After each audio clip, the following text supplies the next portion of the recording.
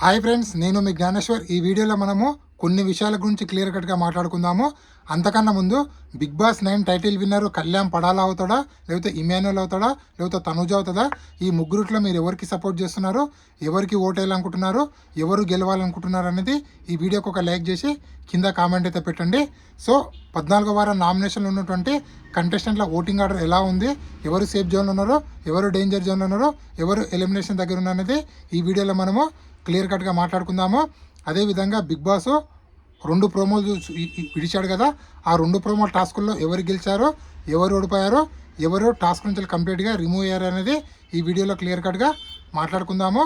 అదేవిధంగా ఇమ్యూనిటీ టాస్కుల్లో కంప్లీట్గా ఫైనల్గా గెలిచింది ఎవరు, ఎవరికి ఇమ్యూనిటీ వచ్చింది అనేది కూడా ఈ వీడియోలో మనము క్లియర్ కట్గా మాట్లాడుకుందాము. అంతకన్నా ముందు నా పేరు జ్ఞానేశ్వర్. నాకు ఒక ఇన్స్టా ఐడి ఉంది. ఆ ఇన్స్టా ఐడి పేరు జ్ఞానేశ్వర్ బీబీ రివ్యూస్ ఉంటుంది. మీరు ఇన్స్టాగ్రామ్ని ఫాలో అవడం వల్ల మీకు వచ్చే లాభం ఏంటంటే, ఎపిసోడ్ కన్నా ముందే మీకు అప్డేట్స్ తెలవాలంటే నా ఇన్స్టా ఐడిని ఫాలో అవ్వండి. 100% నేను ఇన్స్టాగ్రామ్లో జెన్యూన్ అప్డేట్స్ అయితే పెట్టడం అయితే జరుగుతుంది. సో బిగ్ బాస్ హౌస్లో ఈరోజు మొత్తానికి 3 టాస్కులు అయితే జరిగాయి. So first task water task జరగకన్నా ముందు తక్కువ స్కోర్ ఉన్నటువంటి బర్ని గారిని బిగ్ బాస్ ఆ రేజు నుంచి అవుట్ చేయడం అయితే జరుగుతుంది. బర్ని దగ్గర ఉన్నటువంటి స్కోరు ఎవరికి ఇస్తుందంటే మన తనుజ గారికి అయితే ఇవ్వడం అయితే జరుగుతుంది. దాని తర్వాత వాటర్ టాస్క్, ఇది ప్రోమో 1లో చూసాం కదా, ఆ వాటర్ టాస్క్ ఓరాఓరిగా జరుగుతుంది. సో ఈ వాటర్ టాస్క్లో సంచాలకుగా బర్ని గారు అయితే ఉండడం అయితే జరుగుతుంది. సో ఈ వాటర్ టాస్క్ ఏంటంటే, వాటర్ పూల్కి బయట కీస్ ఉంటాయి. ఆ తాళాలు అనేవి వాటర్ లోపల ఉంటాయి. ఆ తాళాలు ఓపెన్ చేస్తే కొన్ని రెక్టాంగిల్, ట్రయాంగిల్ కొన్ని షేప్స్ ఉంటాయి. ఆ షేప్స్కు తగ్గట్లు అక్కడ ఏది ఉంటే ఆ షేప్స్ పెట్టాలి. సో ముగ్గురికి 3 కలర్లు ఇవ్వడం జరుగుతుంది. సో 3 బాక్సులు ఉంటాయి. 3 బాక్సుల్లో బిగ్ బాస్ పెట్టినటువంటి షేప్స్ అన్నీ ఆ బాక్సుల్లో ఉంటాయి. లోపలికి మునిగి ఆ కీ ఓపెన్ చేసి తీసుకురావాలి. ఇక్కడ చాలా ఫిజికల్ అవుతారు. సంజన గారు, ఇమాన్యుయల్, అదేవిధంగా తనుజ, వీళ్ళు ముగ్గురు ఫిజికల్ అవుతారు. సో వీళ్ళు ముగ్గురు ఫిజికల్ అయిన తర్వాత ఓవరాల్గా టాస్క్ మొత్తం అయిపోయిన తర్వాత సంజన గారు అయితే లీస్ట్లో ఉంటారు. లీడ్లో ఇమాన్యుయల్, సెకండ్ లీడ్లో తనుజ గారు అయితే ఉండడం అయితే జరుగుతుంది. ఈ టాస్క్ అయిపోయిన తర్వాత బిగ్ బాస్ అవుతున్న కంటెస్టెంట్లు బిగ్ బాస్ అవుతారు. సో వీళ్ళు ముగ్గురుని ఎవరిని రిమూవ్ చేయాలంటే, సో అందరూ సంజన గారి పేరు అయితే చెప్పడం అయితే జరుగుతుంది. ఆ విధంగా సంజన గారు అవుట్ ఆఫ్ ది రేస్ అయితే అవ్వడం జరుగుతుంది. సో మిగిలింది ఎవరు, ఇద్దరే. అదే ఇమాన్యుయల్ అలాగే తనుజ, వీళ్ళిద్దరికి బెలూన్ టాస్క్ పెట్టడం జరుగుతుంది. సో ఆ చేతులు పట్టుకోకుండా బెలూన్స్ని ఒక సైడ్ ఊపాలి. ఆ హోల్ ఉంటుంది, ఆ హోల్లోకి బెలూన్ ఊపాలి. సో ఆ విధంగా ఇద్దరు 10 బెలూన్స్ అయితే చేయడం అయితే జరుగుతుంది. సో బెలూన్ టాస్క్ అనేది టై అయితే అవుతుంది. సో బిగ్ బాస్ మళ్ళీ ఏం చేస్తాడంటే ఇంకొక టాస్క్ పెడతాడు, వెయిట్ లిఫ్టింగ్ టాస్క్. ఆ వెయిట్ లిఫ్టింగ్ టాస్క్లు అనేది సపోర్టింగ్ టాస్క్, అంటే బిగ్ బాస్ హౌస్ ఉన్నటువంటి కంటెస్టెంట్లు సపోర్ట్ చేయాలి. సో ఇక్కడ బిగ్ బాస్ మామ భారీ ప్లాన్ చేసిండు, ఎలాగైనా తనుజ గెలవాలని చెప్పి ప్లాన్ చేసిండు. అనుకున్న విధంగానే తనుజ గారు విన్నర్ అవడం జరుగుతుంది. బిగ్ బాస్ హౌస్ ఉన్న కంటెస్టెంట్లు మ్యాక్సిమము తనుజ గారికి సపోర్ట్ చేయడం వల్ల తనుజ గారు ఇమ్యూనిటీ టాస్క్లు గెలవడం అయితే జరుగుతుంది. సో ఇక్కడే పెద్ద ట్విస్ట్ ఉంది. తనుజ గారు సెకండ్ ఫైనలిస్ట్ అయ్యారా లేదంటే, సో ఇక్కడ బిగ్ బాస్ తనుజ గారిని కన్ఫెషన్ రూమ్కి పిలుస్తారు.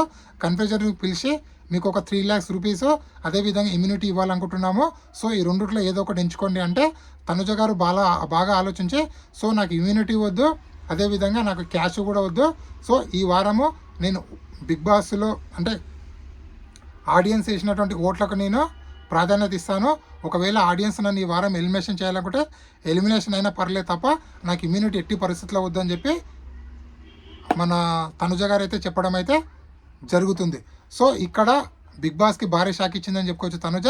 సో ఓవరాల్గా అయితే ఇమ్యూనిటీ అయితే ఎవరికి రాలేదు, అదేవిధంగా క్యాష్ కూడా తీసుకోలేదు, అదేవిధంగా సెకండ్ ఫైనలిస్ట్ తనుజ గారు కావలేదు.